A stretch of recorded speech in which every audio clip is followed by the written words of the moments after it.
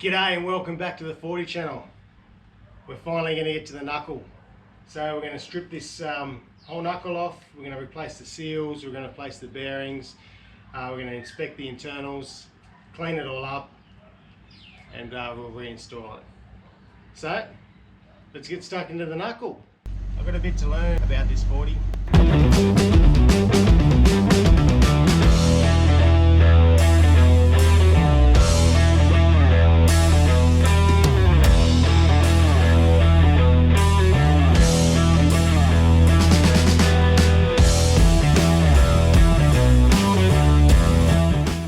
It's going to be a dirty one, so we're going to chuck our gloves on.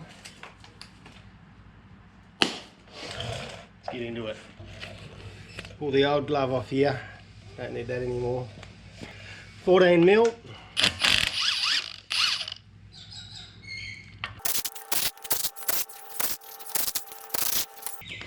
Dust seals, backing plate just pulls straight off. Should be able to give this a bit of a tap. Put a bit of glue or gunk around this one.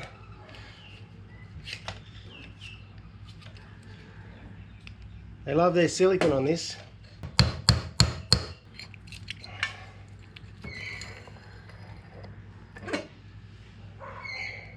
Just spin this around until you find the position this will come out in. There's a flat spot in it somewhere.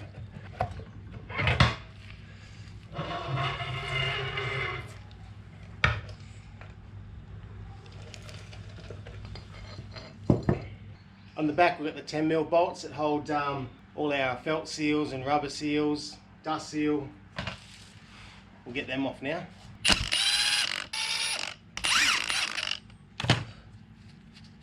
So 2 halves here. Push all that to the back out of the way.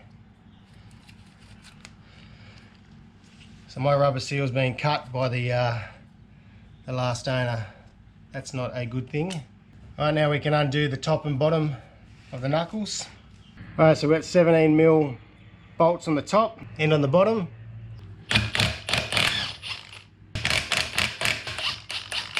Just with the threads at the top here, we're going to give them a quick hit with the hammer. By doing that, we release the cone washers. Help release them. Just going to give the cone washers now a bit of a hit. Right on the split, if we can find the split. Just using a very small pin punch. They'll just come straight out like that. I hate it when I find sand in stuff.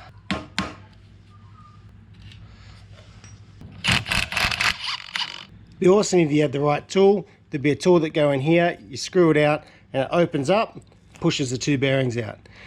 We don't have that luxury, so we're going to try and tap them out from the bottom and then pop it out from the top. Bottom one out. Now you got shims. It's pretty important that we keep all these shims. What have we got on the bottom here? Make sure there's no shims sitting on the top of the thing there. We've got 2 shims for the bottom. Just going to sit my shims with this so we don't lose them. All right, now we've got the bottom part out. All we need to do is lift from the bottom here, just slide that forward and lift that straight off. Now wait, we can turn this over. We can tap out the bottom bearing, keep those shims. We're going to tap out the outer race on the top and bottom. Put some little indents in here. Clean that grease out and I'll show you. A little indent just here, and directly opposite there's another one there. So we drop our pin punch straight down from the top and tap that straight out, and do exactly the same for knocking out the top bearing outer race as well.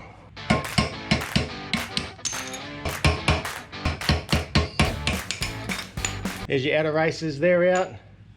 All we've got left now is this oil seal, which the seal is actually totally buggered in mine, it's destroyed. Need to pull that oil seal out. Right, to get this oil seal out, I've got a pry bar. On the end of my pry bar, you've got this nifty little hook. Now that hook is going to work perfectly. You can get oil seal pullers, look very similar to this.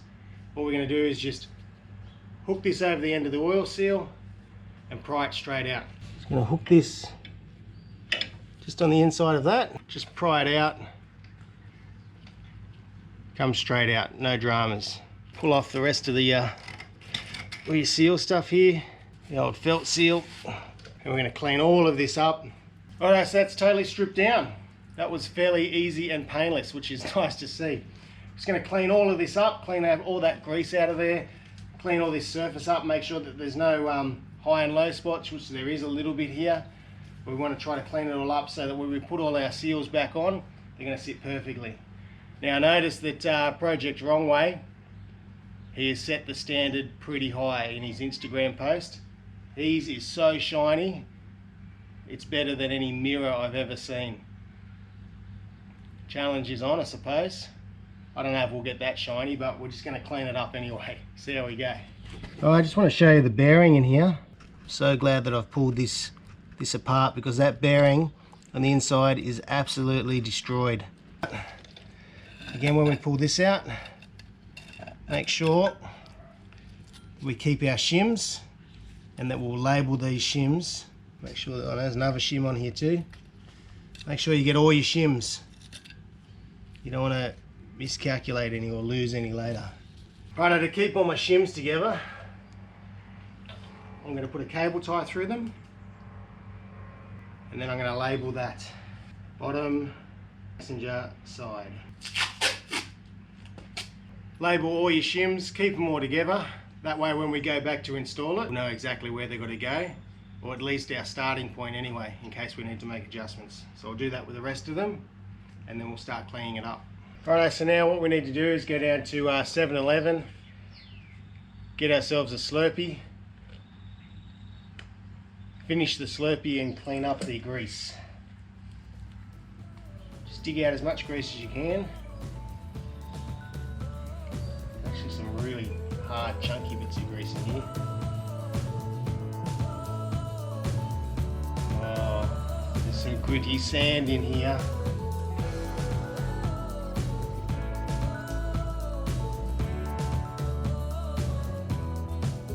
Take that back to 7-Eleven and tell them there's something wrong with your Slurpee.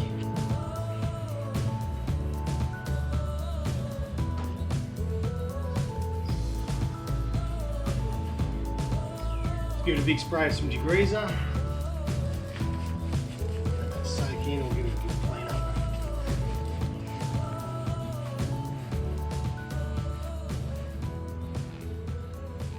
Little burrs on here that I'll just clean up with a file. Quite sharp, I'm not sure why. Actually looks like someone's got in here with a die grinder. Not sure what's going on in there, but anyway. Righto, so this is what we look like to start with. We're going to use one of Tool King's polishing pads that go onto your grinder. I'm using a 600 grit. We'll see how that cleans this up. I did a sensational job on the freewheeling hubs.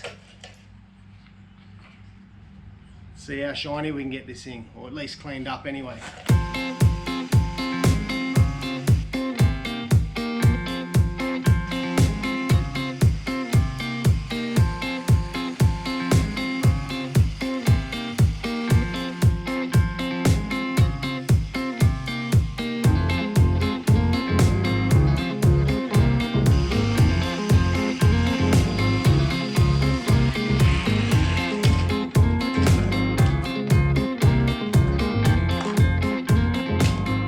Anyway, really happy the way this has come up. It's come up nice and clean, smooth, no burrs, no more damage. We'll continue on with the rest of the knuckle, clean it all up, give it a good paint job, then we'll start putting everything back together. Just going to clean up some of these surfaces.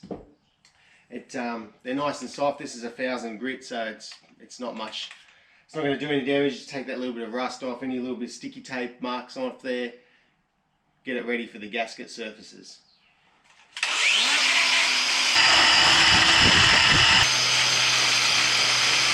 Righto, so this is the inner race that we pulled out of one of the bore joints from the knuckle there, and it just demonstrates how damaged it actually is. Hopefully you can see that all that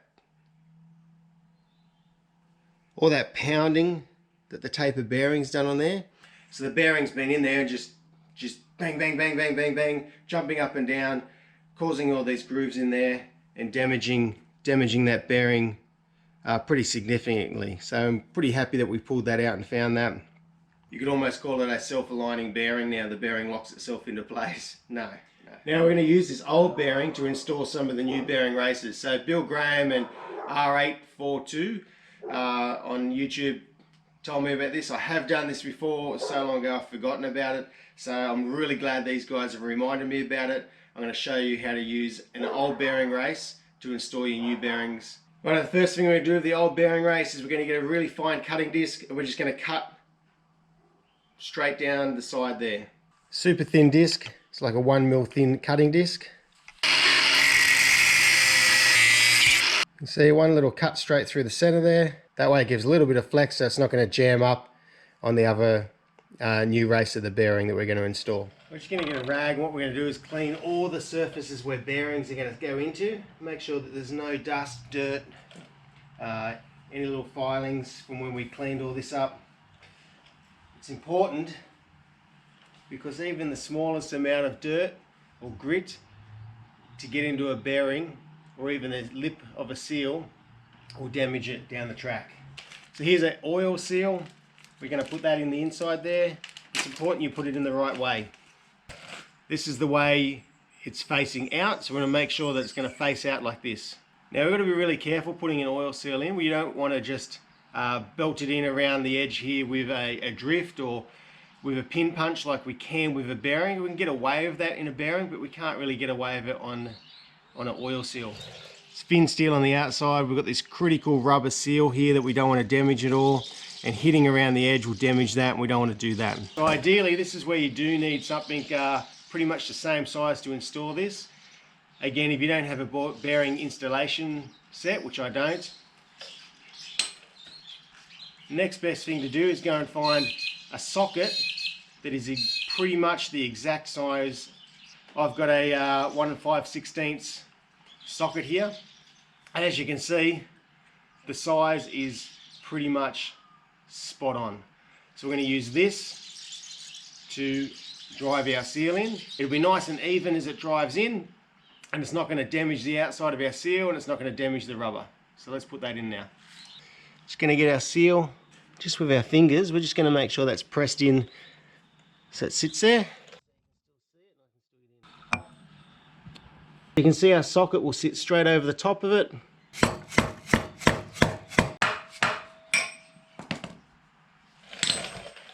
That is absolutely beautiful. So as you can see, that's gone in perfectly. A 1 5/16 socket, absolutely perfect tool for the job. Next we've got our top and bottom knuckle bearings. Take your bearing out of the packet, take the race out, and put your inner race back into the plastic, back into the box, keeping them safe. I'm going to show you Bill Graham's way. So that's the old inner race that we've cut the split down. We can sit that directly on top and we can drive that in. It's not as critical for these ones because the bearings actually just sit above it, so we can get away with it with just a bit of timber or the nylon block that I normally use. But this is just to show you guys, if the bearing needs to go deeper into the housing, this is a perfect way of doing it. So another demonstration of how this works. Our new inner race, just using our dead blow hammer. Right, top one's in, let's put the bottom one in. Right, we don't want to forget to put these seals on. Felt, rubber, steel. So make sure we put them on now. So just take it carefully. Just work it over.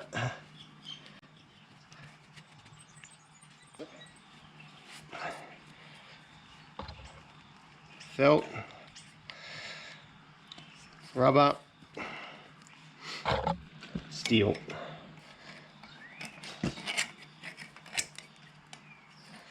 Righto, we're going to pack our bearings for the knuckles.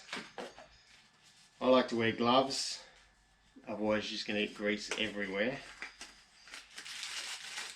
So I think I showed you this in the last video, but I can't remember. So anyway, I'm going to show you again because you could be watching this differently. So what we want to do, a bit of grease, just put that on the palm of your hand. with the bearing, we're just pushing down, forcing that grease up through the bearing.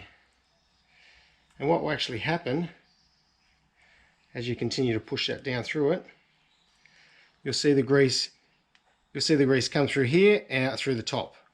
And we're just going to work our way all the way around the bearing, forcing that grease. So I'm going to do all 4 bearings while I've got my gloves on and the grease out. After I've packed all the bearings, I'm going to put them back in their little plastic bags and back in the boxes so they stay protected. Righto, this is where the fun and the juggling starts to begin. Put the knuckle on, put the bearings in, and we'll juggle it all around and get it together. So we'll get our pre-packed bearings out.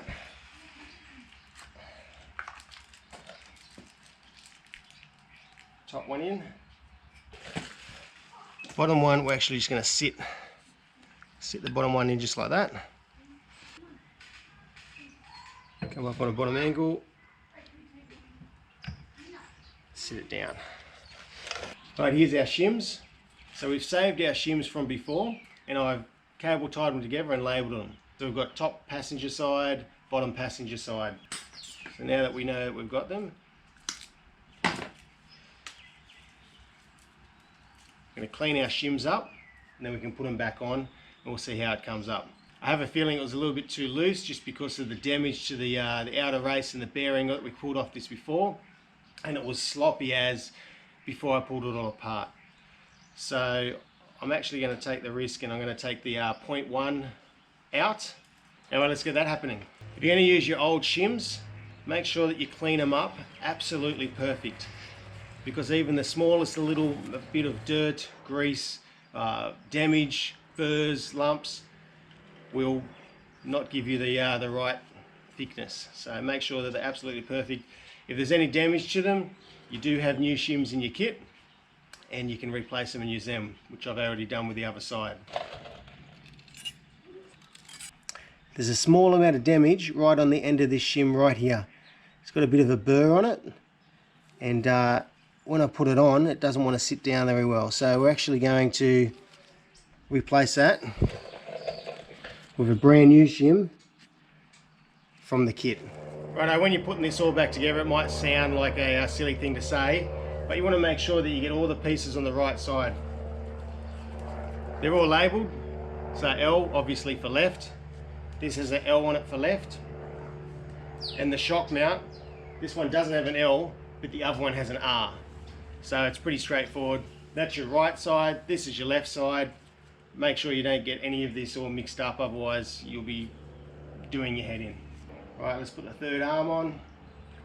This is where it gets tricky. We're going to line up all our bearings and our journals and slip it all on. I'm going to drop a cone washer in. Put one of our nuts on top just to hold everything in place. Alright, now we can put the rest of the cone washers in.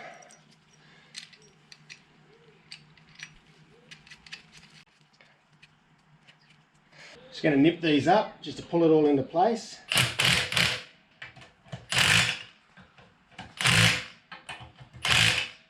We can torque them up to 71 foot-pound.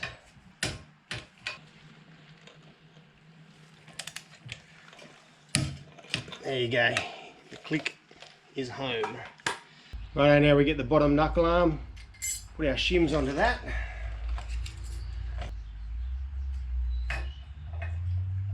Bit more juggling. Dead blow hammer, just to expose those threads, and we can tighten them up a bit. I'm not going to put the rattle gun on it just yet because I just want to take this slow, just to make sure everything is lined up.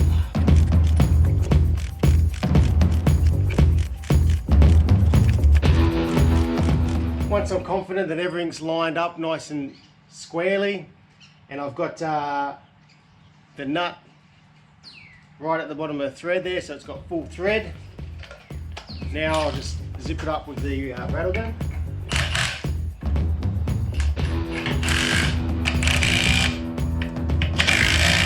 Torque the bottom up, exactly the same as the top, 71 foot-pound.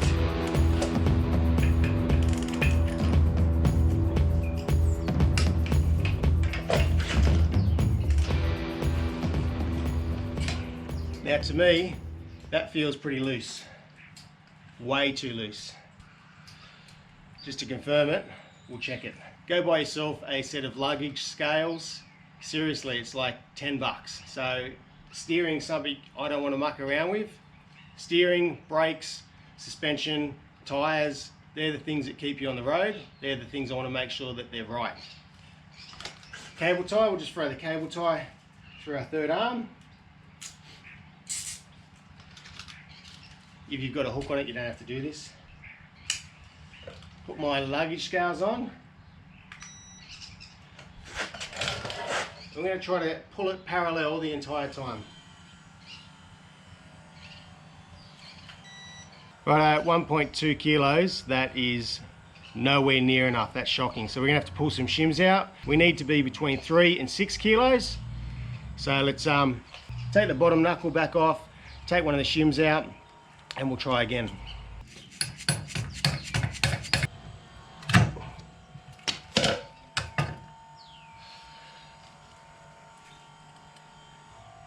We'll take these shims off, we'll measure them up, and we'll see what we can come up with.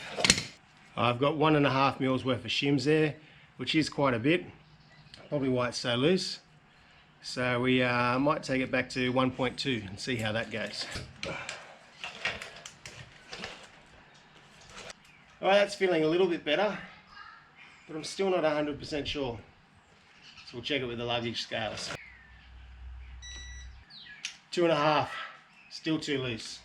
Righto, take 3. Third time lucky, let's see how we go.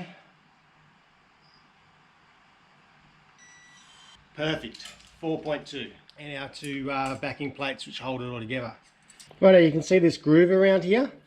What we're going to do is we're going to push our metal bracket into that groove first. Then we're going to get our rubber. We're going to work our rubber seal into that bracket. So just push it all the way around. Just sits there like that. Then we're going to get our felt, put the flat spot at the top. 1 bolt through our retainer, 1 bolt through the felt.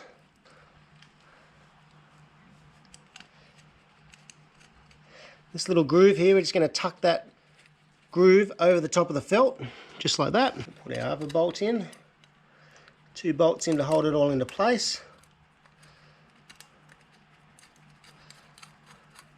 Line it up with the felt hole. Tuck that felt over that lip. Look around to the other side, do it.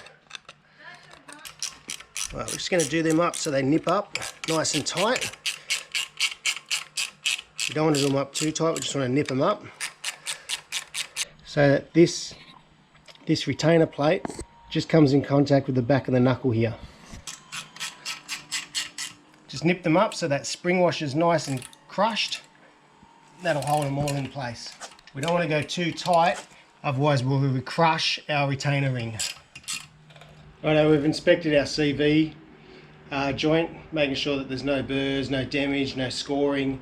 All the bores look beautiful, the shaft looks good, both splines look good on the ends. So I'm really happy with that. We're just going to jam pack full this with our grease. Again, like the bearing, we really want to work it in there. Just jam it in, don't be shy. Okay, carefully slide that through that seal. Make sure this is clean as we go. Just clean off that machined surface just there. So we're just going to push this in. Now we've got some flats, got a flat spot top and bottom. We want to put that at the top and bottom, obviously. That was dumb. But you know what I mean.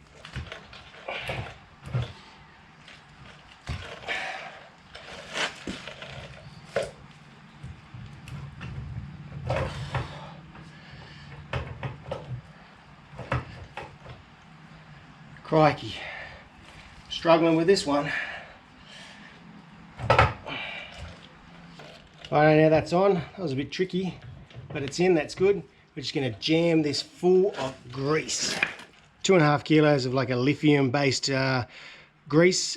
This is the stuff to go. So we're going to jam it in there. Again, don't be shy. get it in there,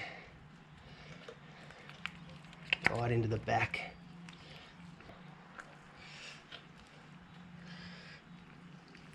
Well, we're just going to clean our gasket surfaces off. Righto, they're cleaned off. Righto, we've got our spindle.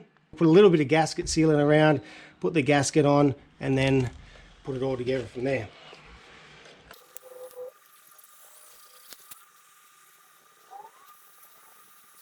Gasket on. On the front of our spine we have a little cutout. That's just a bit of a drain, so anything that comes in here can drain out. So make sure that's at the bottom. Carefully slide this on.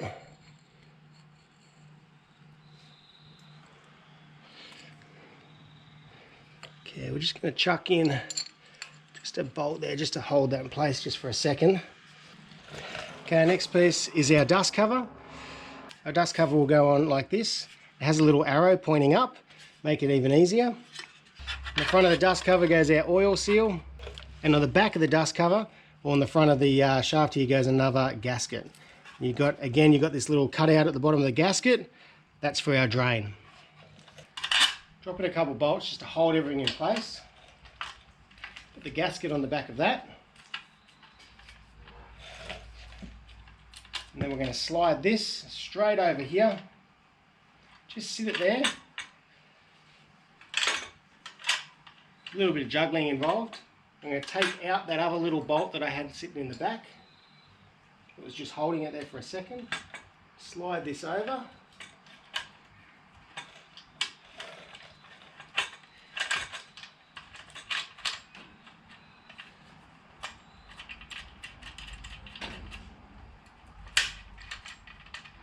And as easy as that, I've got it all in one go. 14 mil. If you can turn down your torque setting on your rattle gun, turn it right down to the lowest setting. We're only going to nip these up. We don't want to rattle them up. Torque wrench, 34 foot-pound. I'm just going to do them up. As per normal, we're going to do our cross pattern. Righto, that's it. We've got our knuckle on, we've preloaded all the bearings, set all the shims up, dust plates, gaskets, seals, stub shaft is all back on. So this is finally complete. So I'm really happy. All we've got now to do, which is basically very simple, we'll show you in another video because I've run out of time, is that we'll just put our hubs on with the bearings, put the locking hubs back in, throw the wheels back on, and we'll have a rolling chassis. Really excited today. We've hit 1,000 subscribers, and I could not have achieved that without you guys tuning in and watching me. I really appreciate it. So thanks guys, huge kudos to you guys. You guys are legends. Really appreciate it. What I'm going to do now is finish up, and we'll show you a bit of another project that I've already picked up. Don't tell the wife. Shh. Thanks guys, hit the like button, make sure you subscribe, leave a comment if you like, and you can check out my Instagram page. Until next time, stay safe.